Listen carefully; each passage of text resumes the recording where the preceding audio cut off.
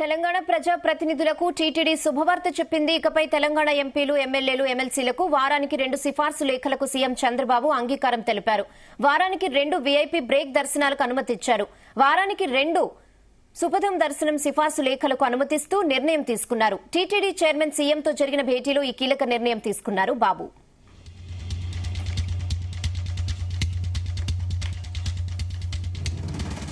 ఇదే విషయంపై మరిన్ని అప్డేట్స్ మా ప్రతినిధి నరేష్ అందిస్తారు. నరేష్.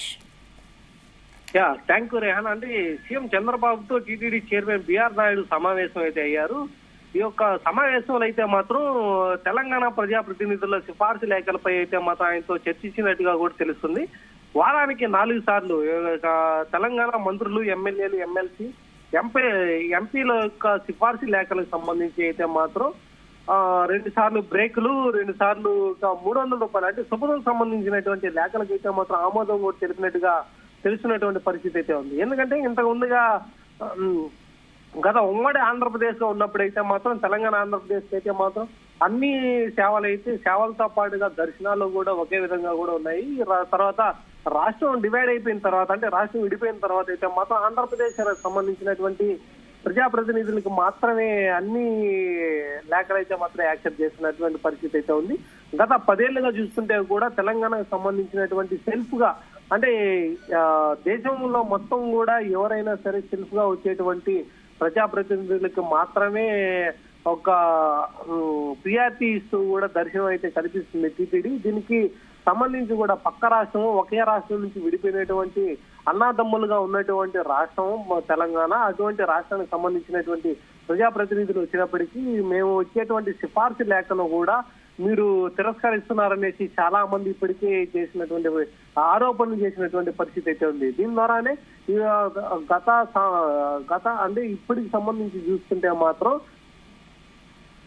బీఆర్ఎస్ సంబంధించినటువంటి ఎక్స్ మినిస్టర్ కావచ్చు, అధికారంలో ఉన్నటువంటి కాంగ్రెస్ పార్టీకి సంబంధించినటువంటి మినిస్టర్స్, ఎమ్మెల్యేస్ వీరంతా కూడా ఎప్పటి నుంచో తిరుమల తిరుపతి దేవస్థానం సంబంధించి మాకు కూడా ఒక ప్రత్యేకమైనటువంటి గుర్తింపు ఒకటి ఉండాలి, మేము ఇచ్చేటువంటి రెఫరెన్స్ లెటర్ ని మీరు యాక్సెప్ట్ చేయాలి అనేసి అప్పుడు ఉన్నటువంటి జగన్మోహన్ రెడ్డిని కానీ, ఇప్పుడు ఎన్డీఏ కూటమి వచ్చిన తర్వాత చంద్రబాబు నాయుడికి కూడా చాలా వరకు లేఖలు అయితే రాసినటువంటి పరిస్థితి అయితే ఉంది. దీని ద్వారానే గతంలో ఇప్పుడు చూసుకుంటే మాత్రం ఒక 2 రోజుల ముందుగా అయితే వారానికి 2 సార్లు బ్రేక్ అయితే ఇస్తాము అనేసి టీటీడీ చైర్మన్ బిఆర్ నాయుడు అయితే చెప్పినటువంటి పరిస్థితి ఉంది. దీన్ని అఫీషియల్ గా చెప్పకుండా ఒక ట్రయల్ రన్ గా కూడా చూసినటువంటి పరిస్థితి అయితే ఉంది. దీని ద్వారా ఇదే విషయం కూడా చంద్రబాబు నాయుడుతో ఈ రోజు మాట్లాడినటువంటి టీటీడీ చైర్మన్ బిఆర్ నాయుడు అయితే మాత్రం సుపథం నుంచి, అంటే గతంలో కూడా ఏదైనా ఇబ్బందులు తలైతే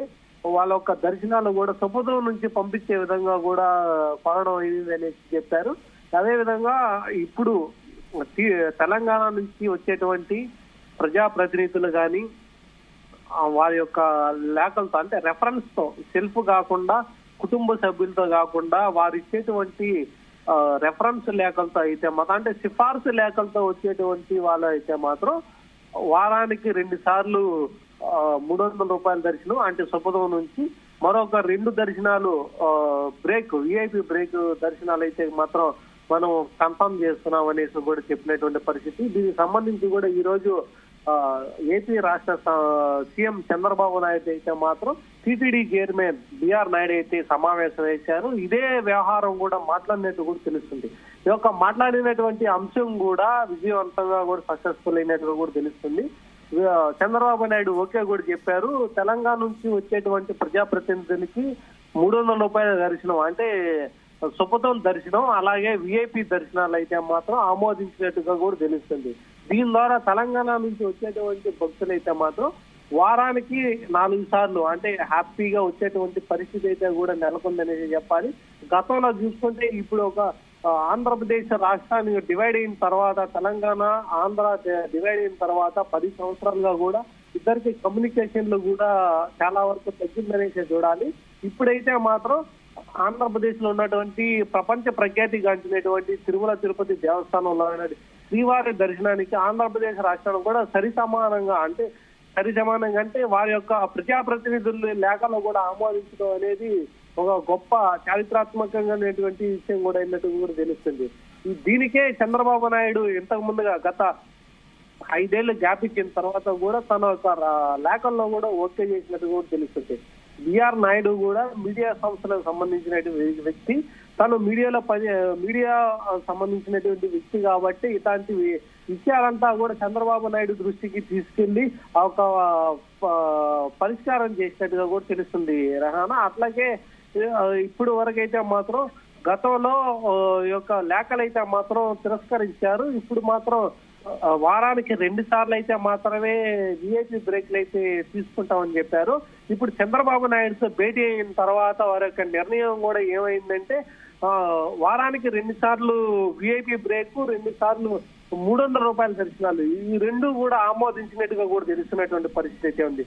దీని ద్వారా తెలంగాణ ప్రజలకు వారి యొక్క రెఫరెన్స్ లేఖలకు మంచి ఆసక్తి కలిగినటువంటి విషయాలైతే ఆంధ్రప్రదేశ్ రాష్ట్రానికి సంబంధించినటువంటి చంద్రబాబు నాయుడు అయితే కీలకంగా కూడా ప్రకటించినట్టుగా కూడా తెలుస్తున్నటువంటి పరిస్థితి అయితే ఉంది. దీని ద్వారా ఎప్పుడు కూడా ప్రపంచ ప్రఖ్యాతిగాంచినటువంటి తిరుమల తిరుపతి దేవస్థానం శ్రీవారి దర్శనానికి అయితే ప్రపంచ నలుమూలల నుంచి కూడా వస్తుంటారు. తెలంగాణ, ఆంధ్రప్రదేశ్ నుంచి, తెలుగు రాష్ట్రాల నుంచి ఎక్కువగా వస్తుంటారు. వారికే కూడా ఎక్కువగా ప్రాధాన్యత ఇవ్వాలి, ప్రజాప్రతినిధులకు కూడా ఎక్కువగా ప్రాధాన్యత ఇవ్వాలి అనేది కూడా చేస్తున్నారు. ఇప్పటి వరకు ఆంధ్రప్రదేశ్ సంబంధించినటువంటి ప్రజాప్రతినిధులకే ఎప్పుడు ముందంజగా ఉంటాయి.